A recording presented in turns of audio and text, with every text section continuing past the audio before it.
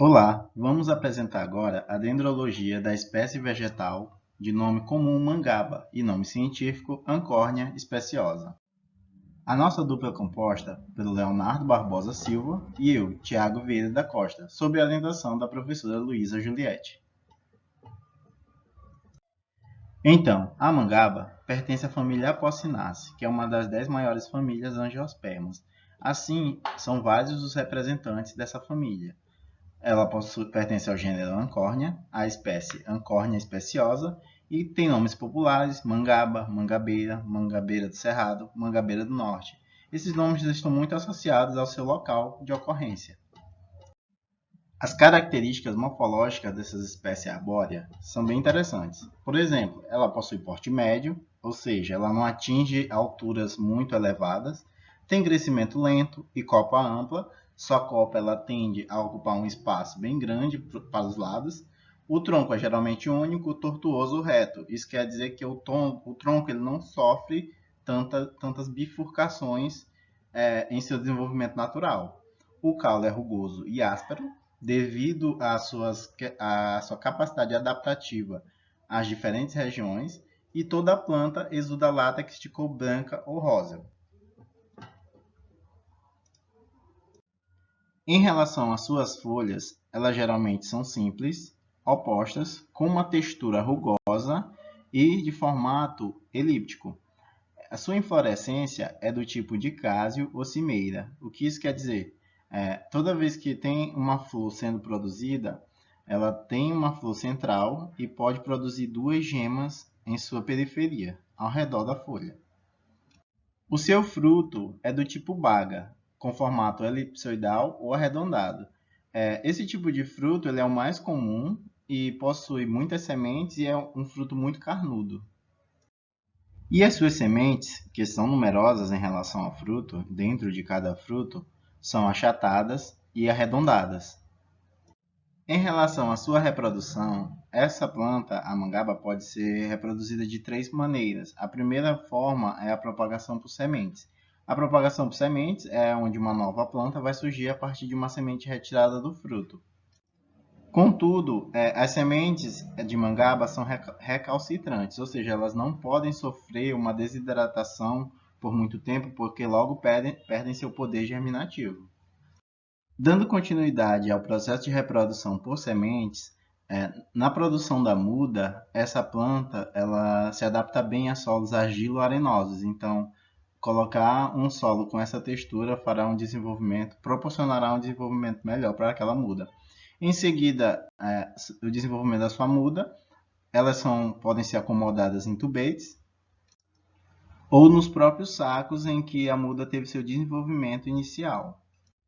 O segundo método é a propagação por enxertia, onde uma planta já desenvolvida com uma raiz já desenvolvida, ela recebe aquela nova planta, ou seja, é feito um porta-enxerto, onde vocês podem ver que é feita essa bifurcação para ser encaixado aquele caule, e a partir disso a planta vai se desenvolver utilizando a raiz da outra planta.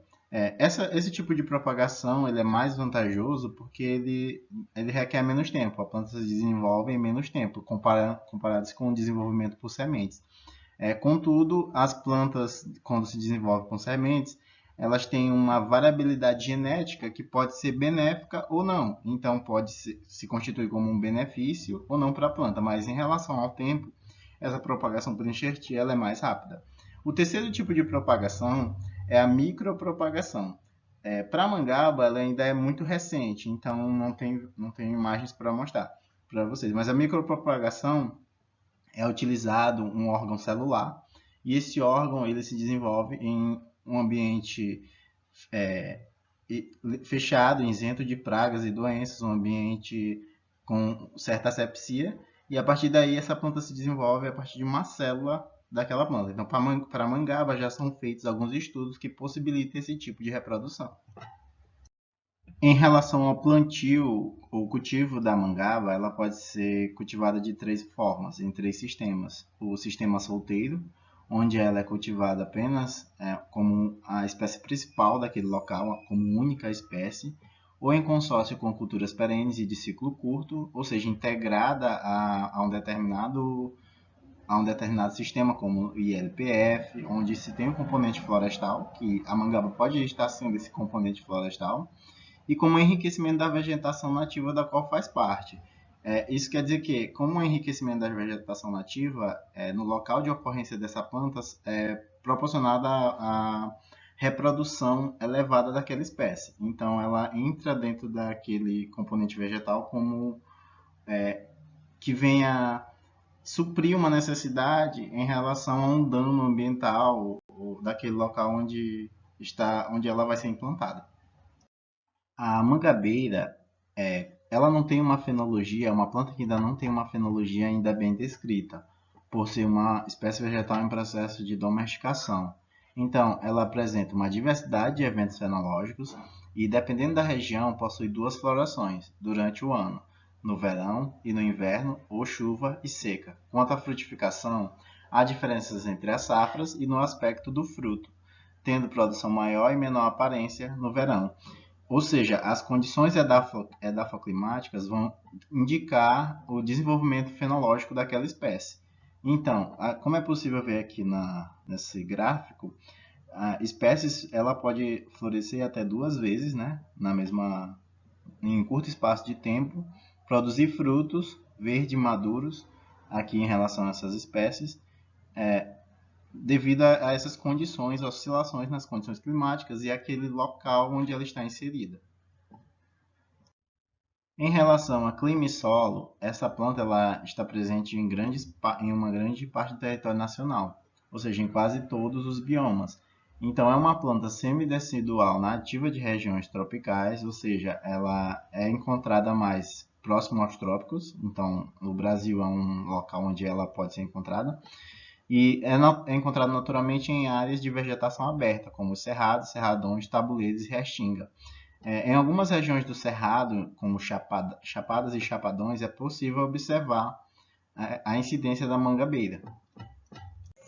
Então, pessoal, dando continuidade à apresentação, como foi falado, né, antes, a mangabeira ela tem um porte baixo, então ela pode ser utilizada na arborização de ruas, né, principalmente de ruas estreitas, pelo fato dela ter um porte baixo, né, e ser um pouco larga, então fica bem bonito na parte da arborização de ruas, né.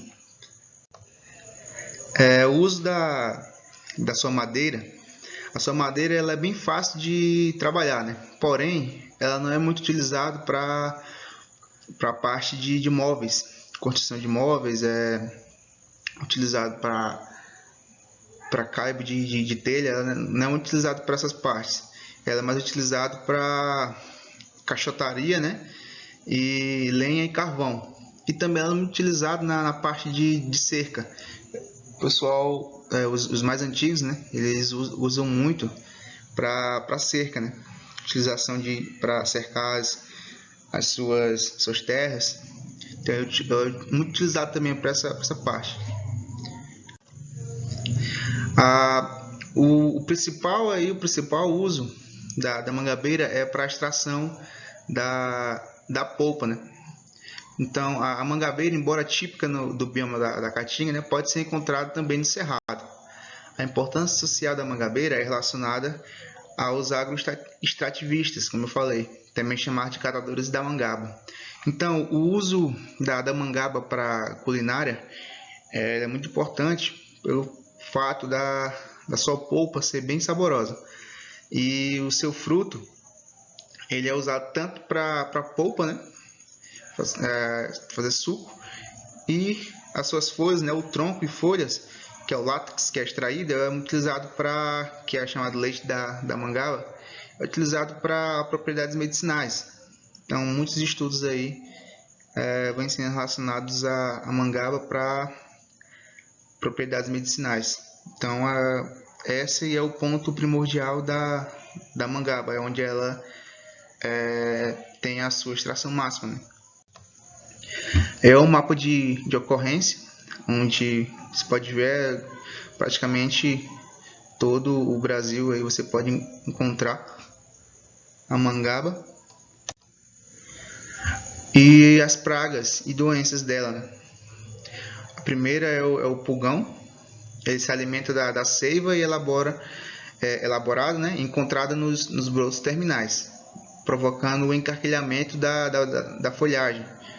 Então, o pulgão é uma das doenças que ataca, né, uma das pragas que ataca a mangaba.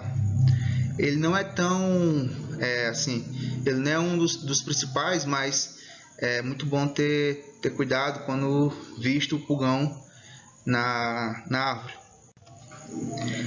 A outra é a lagarta, né? Ocorre com maior frequência nas plantas jovens, podendo causar desfolhamento total das plantas quando não controlada na época oportuna. Então, a lagarta ela ataca muito mais nas plantas jovens, ali quando estão nos primeiros brotos.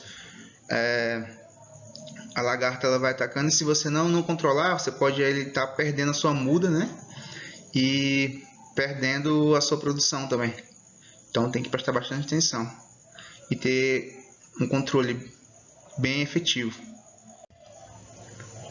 A outra, que é a de maior importância, né, na mangabeira, que é a mais vista e a que leva à perda total, é a tracnose, né, ou queima das folhas, né, causada pelo fungo, por esse fungo, né. E se não tiver controle nos períodos iniciais ali, você pode estar perdendo todos os seus frutos e a sua produção. Então é muito importante você estar controlando, você fazer o controle biológico ou o controle por herbicida, inseticida, fungicida. Então é muito importante estar fazendo esses controles para evitar, né? Usando os pré-emergentes para evitar essas pragas e doenças que são atacadas, né, na mangabeira. O outro é a podridão radicular. Esse fungo ele é muito comum em mudas, né? Porque você pode utilizar para você ter a produção da mangaba tanto por sementeiras, né, no viveiro, ou pelas mudas. A mais eficiente é por mudas, porque você já vai ter todo o controle ali da muda, você já vai ter todo um sistema radicular para depois ser implantada a mangabeira no solo. Então é bem mais eficaz. Porém, tem toda essa questão, você tem que ter todo um cuidado, porque essa podridão radicular ela ataca principalmente essas mudas aí em viveiros, né? Então provocando a morte das mudas. Então tem que ter bastante controle. Outros sintomas, né, a podridão seca, que é na cultura da mangabeira, são iniciados pela copa das plantas, né, provocando a seca das folhas de plantas adultas. Então essa podridão seca ela começa na copa, começa de cima, no caso da copa, até o desfolhamento total da cultura. Então também é outro sintoma muito importante que está sendo analisado e sendo monitorado, para você não perder a sua produção. E o manejo de tratos culturais, né? A mangabeira deve ser mantida sempre livre, né, de ocorrência de plantas daninhas, principalmente nos períodos ali iniciais, para não haver competição tanto por nutriente, por água, por luz. Então é sempre importante você estar mantendo as plantas livres de plantas daninhas, né? As podas são práticas fundamentais, né, por tratar-se da espécie em via de domesticação, de porte considerável e ramos entrelaçados. Então sempre é bom fazer a poda para você ter um maior vigor, né, da planta. Por ser uma frutífera, né, de crescimento lento, é recomendado a poda de formação quando a planta atingir 12 meses de idade. Então, como eu falei antes, para você ter um melhor desenvolvimento da planta, né, e ter ali a sua produção máxima, né, que você vai estar estimulando novos ramos a nascer com a poda.